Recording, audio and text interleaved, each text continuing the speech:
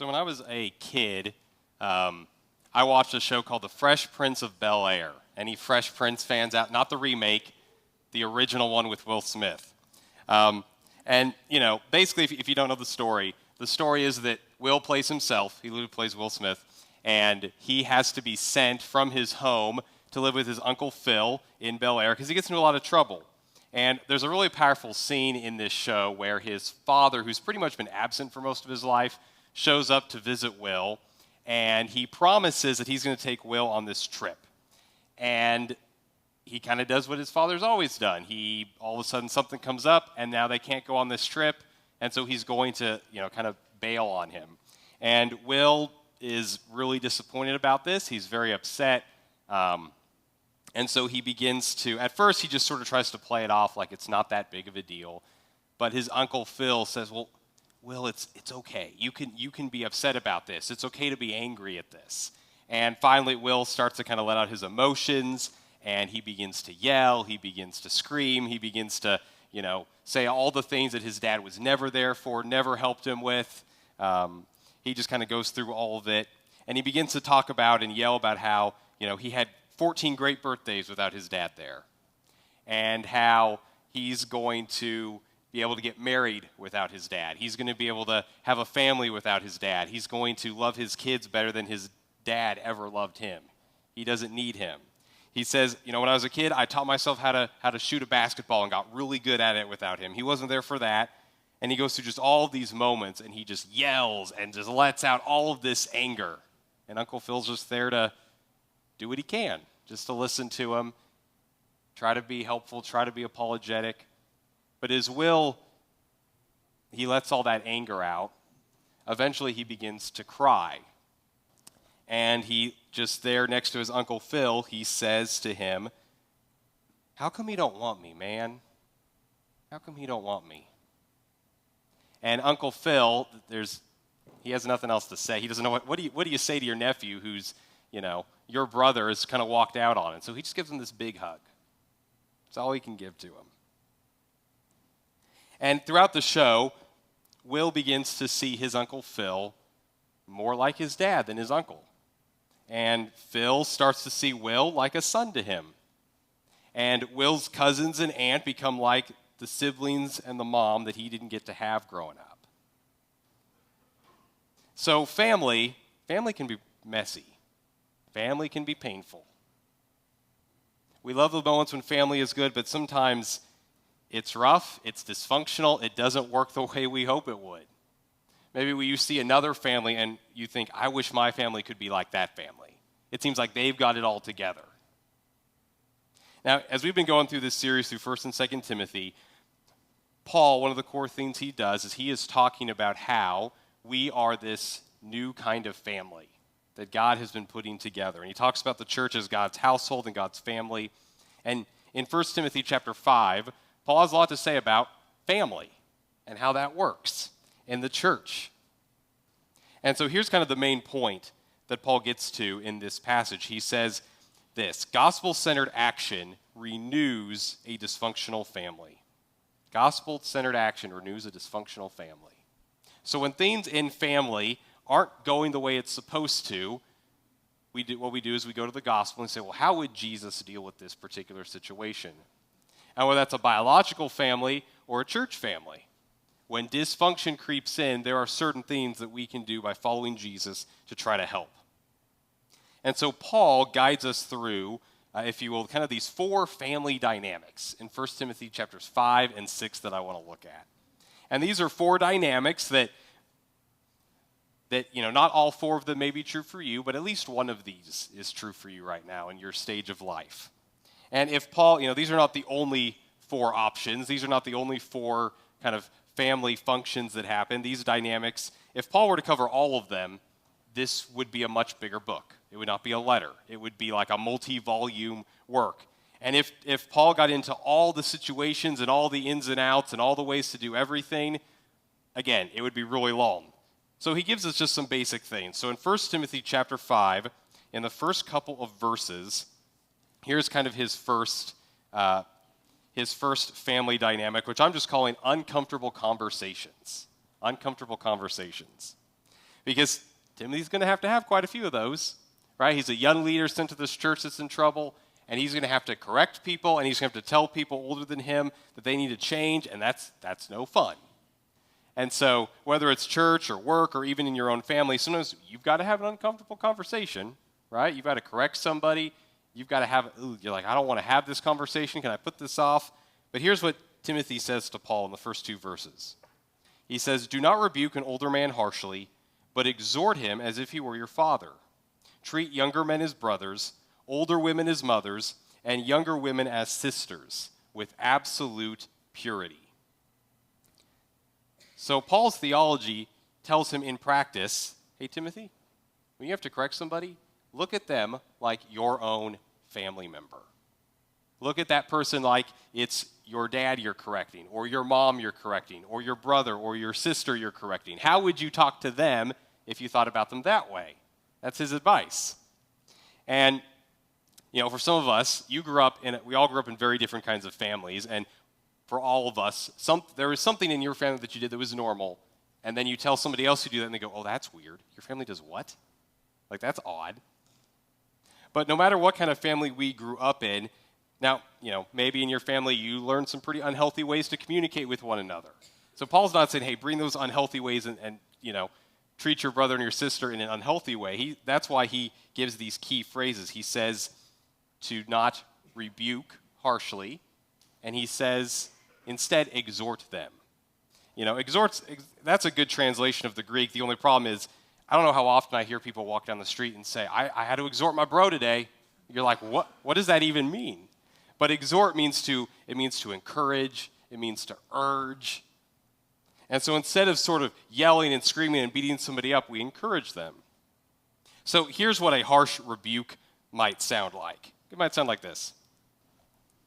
Kevin, I can't believe you said that. Are you an idiot? You should have learned this stuff by now. Come on, you're like twice my age. That was so immature and stupid. You have no reason to be talking like that. Now, you need to go apologize. Probably a little bit of a harsh rebuke. Here's what that exchange might sound like as an exhortation. Hey, Kevin, I just need you to know what you said there. That was a little inappropriate. Like, you should not have said that. But I know those words are not an accurate reflection of who you are. I know that's not you. And I understand you're exhausted right now, but hey, you should probably deal with that. Like, you should maybe apologize. The difference is we're not name-calling, we're not yelling, we're not trying to belittle somebody, we're not trying to make the mistake or the sin that they commit and turn that into their identity. Instead, we're trying to encourage them to do the right thing. We still address the problem. Exhortation doesn't mean, well, let's just sweep that under the rug and pretend like you didn't do that. Nothing bad happened. No, you still address, hey, that was uncalled for. You shouldn't have done that. But you do it in an encouraging sort of way. So you imagine as if you're talking to your mom or your dad or a brother or a sister and think, well, how would I talk to them about this? Because sometimes with people we don't know as well, or even with complete strangers, it's easy to just let them have it. Paul says, Timothy, don't let them have it. Do it this way instead. And so Paul looks to how Jesus dealt with people to say, hey, do it this way, Timothy. This is going to help you out. This will go a long way. There's a second dynamic that he talks about. In fact, most of chapter 5 is about this dynamic. And it's about how to take care of widows. Now, in the ancient world, kind of the way things worked economically and socially is that once your husband died, for a woman, they were provided for by their husband or then their kids. And so once you reached older age and you lost your husband, and if you didn't have other family, there is no other means of support for you. And at the time, the government did not have any social programs to help with that. There was no like Social Security or life insurance policies that kicked in or, subsidized anything. It was just you were on your own. And so religious groups took care of widows. The Jewish community would do that, and so Christians did that as well. And so Paul gives a lot of instructions on how to take care of this because this was a major area of need in the first century.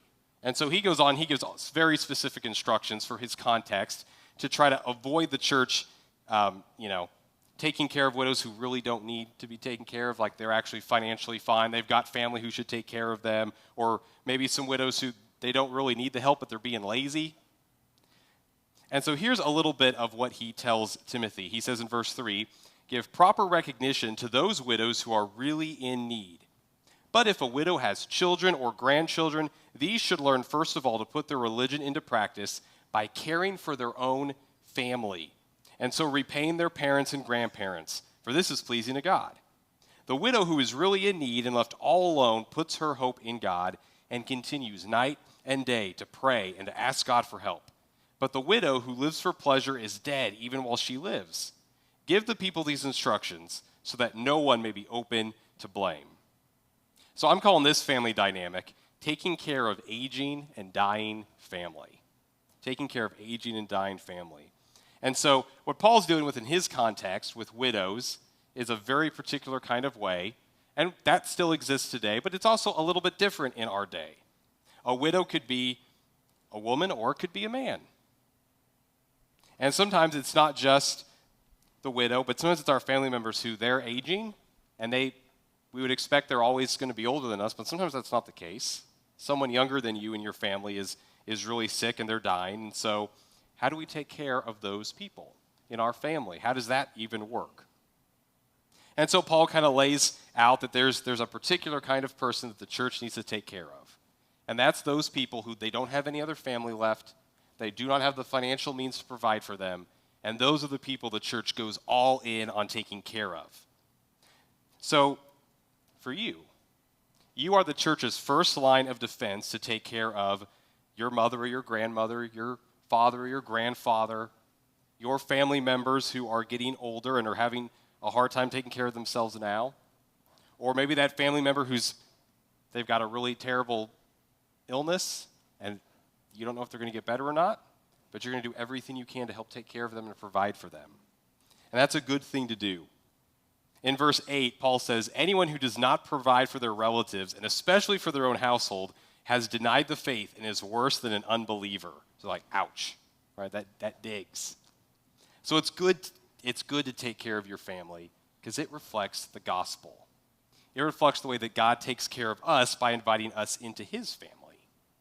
And Paul even says it's good to take care of your aging parents and your grandparents because they took care of you, right? It's kind of that old line of, well, when you were little, they changed your diapers, and so now you get to change theirs, It's that.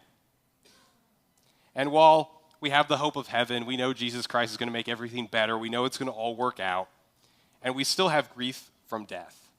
But in the meantime, we take care of people. And sometimes that's so hard. Like, it is hard to watch your grandma or your grandpa, your mom or your dad get older right in front of you. It's hard to see them not be able to drive anymore, not be able to use the stairs anymore. The things that they used to always do for you, you watch as they can't do it anymore. And it's hard. It's difficult. But it is good to do. And so, hey, let me tell you, just help grandma carry those boxes down the stairs. When grandpa calls and the computer isn't working and you're thinking, this is a very easy issue, like, go over and fix the computer. If, when one of your older family members, like when the phone light is still on their phone and they just keep accidentally turning on, they have no idea, just pull out, hey grandma, your phone flashlight's on. Let me show you how to turn that off. Just take care of that. Because one day, you won't get to anymore.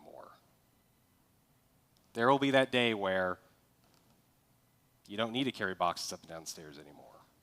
There will be that day where you won't get the phone call to come mess with the computer. And sure, you probably won't miss the tasks themselves, but you'll miss the moments and you'll miss the memories. So it's good to take care of people while you can. And for those of you who, I know several of you right now, you're taking care of a family member who is aging rapidly or is dying in front of you. And that's hard. I can imagine what that's like. But I want to encourage you that Paul knows what you're doing is a good work. It is worthy to do that. Because you are taking care of that person. You are showing Jesus and the gospel to that person and other people around as you do your best to take care of them. And I know that is so difficult. It's difficult to watch them. It's difficult to make tough decisions. Sometimes, you're you feel like your time's completely being absorbed, and you're stressed because you've got your own stuff to deal with, and now you've got to deal with their stuff. Like you've got your bills and their bills, and you're trying to keep up with everything, and there's doctor's appointments to make, and there's confusing medical information, and maybe sometimes when the doctor comes and goes, I have no idea what's wrong. I don't know what to do. But it is good work that honors the Lord. And if you are a caretaker, or when the day comes that you become the caretaker, make sure you have people who are taking care of you. Make sure you have people who you can share that with. You can say, things with mom right now are really hard. Or, I'm just really stressed out. You may need some people who can bring you dinner every once in a while. Or you may need somebody who can come kind of help out so you can get out of the house for a couple of hours. But let's all be good caretakers. So yeah, take them to the doctor's appointment. If you got to move them into your house or move them next door, do it. Because it's good to do. Because none of us want to have to make those decisions, right? Especially no one really wants to have to be put in the position to decide, do we put this person in some kind of a nursing home or a care facility? Because I don't know if we can provide the care that they really need. And no one wants to make the decision, but make the decision.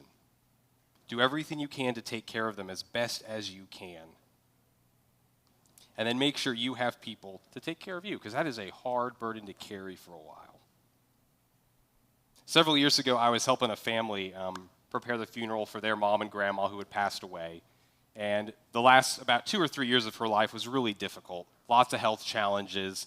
And so as I was talking with her adult daughter about just going through the funeral plans and getting some stories for the eulogy, she asked me, she said, Justin, I don't know how to feel about this, because I know mom's in heaven. I know she's all better now. I'm completely confident in that. But I feel guilty because I feel relieved that I don't have to take care of her anymore. And so we talked about that a little bit, and my advice to her was, that's okay. Because it is really hard to do that. Like, it is natural to feel this sense of relief that I don't have to run mom all the way to all these doctor's appointments. I don't have to worry in the middle of the night of what if she gets up and she's confused and she starts wandering around the house.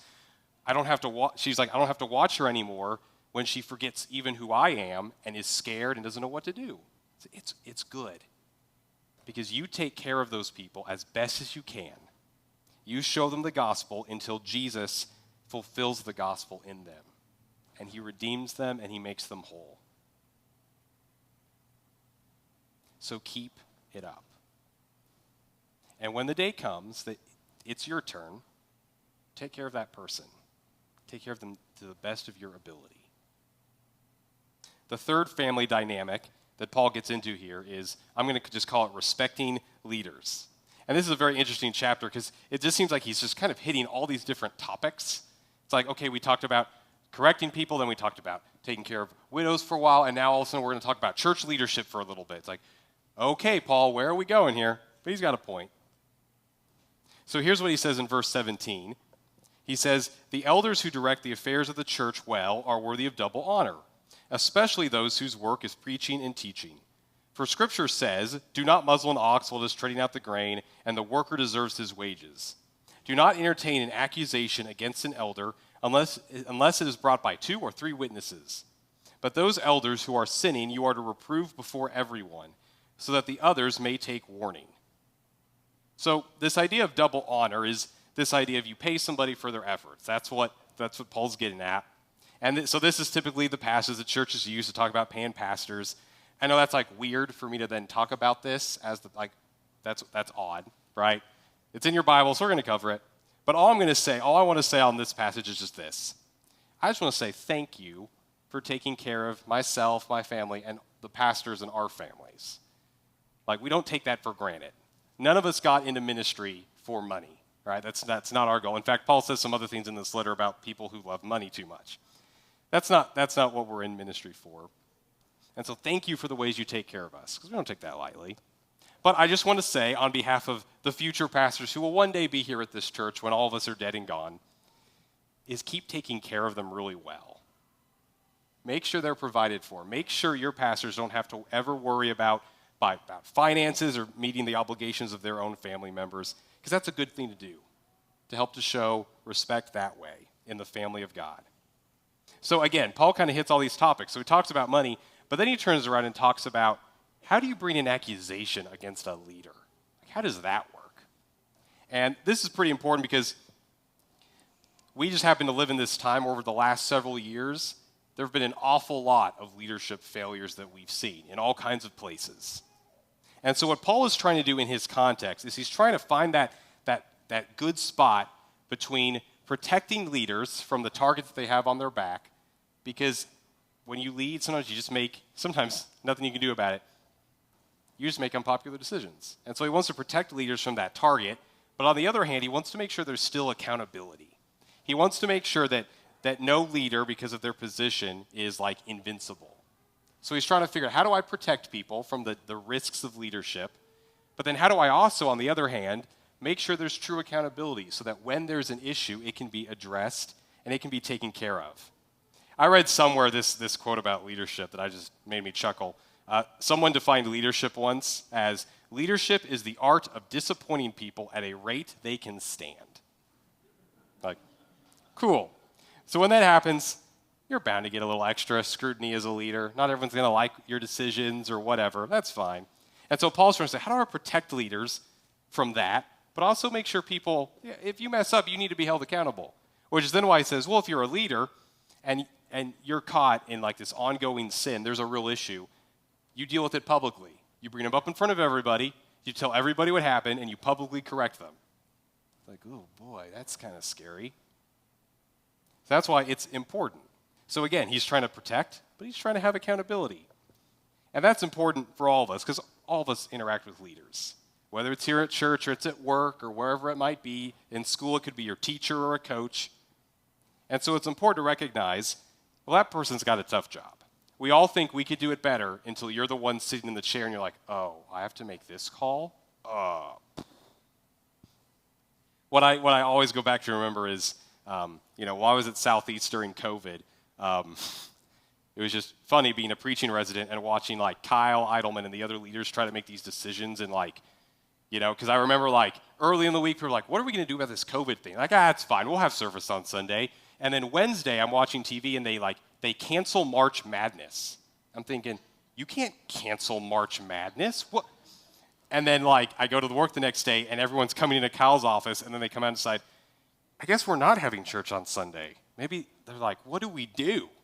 And I just remember Kyle, he kept telling the same story, which is just funny how he just keeps telling me. He's like, it reminds me one time I took my son on this skiing trip and we got on the ski lift and we ended up on the wrong ski lift and we were going to do like an easy one and we ended up on like the double black diamond and all we had were like 3 double black diamonds and when they got to the bottom, his son was like, Dad, why did you take me down that? He's like, well, son, my option was like hangman's curve, dead man's drop, or he's like, what else are we going to do? Like, I have 3 double black options. We got to do one of these. And so sometimes it seems like, I could do a better job. And then you're in the spot and you're like, oh, crud. What do we do? Which way do we go? So Paul tries to help hold the family together in that way. And then lastly, he addresses what I'm going to call the family dynamic for the workplace, or working as equals. So he talks a little bit here about slaves and masters in chapter 6. He says, all who are under the yoke of slavery should consider their masters worthy of full respect, so that God's name and our teaching may not be slandered. Those who have believing masters should not show them disrespect just because they are fellow believers. Instead, they should serve them even better because their masters are dear to them as fellow believers and are devoted to the welfare of their slaves. So, of course, being in the 21st century, we all know slavery is wrong. But in Paul's context, it was very common. In fact, 1/3 of the population of the Roman Empire he lived in were all slaves. And slavery was not based on race. A lot of people were slaves because they had no other way to make money, and so it was better to become the slave of somebody and have that master provide for you. Because then you get a place to sleep, you get fed, your family gets taken care of, that master's going to watch out for you. So instead, what Paul leans into is the gospel principle of, we are all equals here. So just because you're the master doesn't mean you're more important than the person who's your slave. And so typically the best context us to try to put this into is to think about the workplace a little bit. And so that means that Christians in the workplace, you should be the people that everybody wants to work for, and you should be the kind of people everybody wants to hire. Because when you are a leader in the workplace as a Christian, you should create this work culture that everybody wants to be a part of. You should treat your employees better than the non-Christians. You should look after them because you absolutely want the best for them because they're fellow believers. And if, you're an employee, you should want to work so well that your boss looks good. Like, you should want to help them be relieved of stress and problems and solve things because, hey, you want to help lift the burden from them. So there's this relationship there. And so you do your absolute best both ways. But this is also a great way to do evangelism. Because if you treat a non-Christian boss or a non-Christian employee like this, they're going to notice. And sometimes that might literally be, in today's world, that might be literally as easy as you show up for your shift. Because seriously, there's some managers out there who are just like, 3 people didn't show up, and nobody called, and nobody got anybody to cover the shift. What am I supposed to do? But if you just show up, that's going to be impressive in some contexts. Or if you're the one who talks about, hey, how can I help you succeed? Where do you want to be in 5 years? How can I help you get there? That speaks volumes. So these 4 family dynamics, they're not the only family dynamics, but they're 4 particular ones. And they work in the lives that we live outside of church, but they also really work inside of the church. Because Paul didn't just pull these out of a hat. He got them from somewhere. He got them from his theological vision of what Jesus wants to do with the whole world. Jesus said once, he was asked, hey, Jesus, your mother and your brothers have come to talk to you. And he said, who are my mother and my brothers? Except the people who are here with me. He said, whoever does the will of my Father in heaven is my brother and sister and mother. And so what God did through Jesus Christ is he put us into a brand new kind of family. So that means no matter how dysfunctional your biological family is, no matter how much trauma your family of origin gave you, God gave you a better family through the church. And even if you're like, well, my family's great, we're awesome. Sure, we weren't perfect, but, it was pretty good. God still says, I'm going to give you an even better family. I'm going to give you my church. And I'm going to adopt you into my family and put you into my family tree. And that means that God can change your family tree. He can change all of it. And so when we look to Jesus and we say, well, how did Jesus live? What's that gospel message? And when we apply that into our lives, even with things as simple as how we talk to one another or how we show up at work, when we do things like that, that shows the power of Jesus to other people. We get to show them how the gospel renews a dysfunctional family until Jesus returns and makes the gospel fulfilled. Let's pray. Dear Jesus, I thank you so much for your example, and I thank you for dying on the cross to make us part of your family. I'm so thankful that you adopted us as your brothers and your sisters and as your parents. And you say, hey, anyone who does the will of my Father, you're part of my family now. And God, we know very clearly how you treat your family. You're the one who rescued your family from slavery in Egypt. You're the one who led your family to the promised land and gave them a home. You're the one who sent Jesus to die on the cross and be raised from the dead to save your family from a debt we could never pay. You're the one who knows exactly what our family needs. And so, God, I pray through the power of your Holy Spirit, whether it's our biological family or whether it's our church family or our family at work or at school or on a sports team, I pray that you would do more than we could even imagine through the power of Jesus and the Holy Spirit to change those places that are dysfunctional because of sin and brokenness and make that a healthy family, a dynamic that displays the gospel to the world. It's in your name I pray. Amen.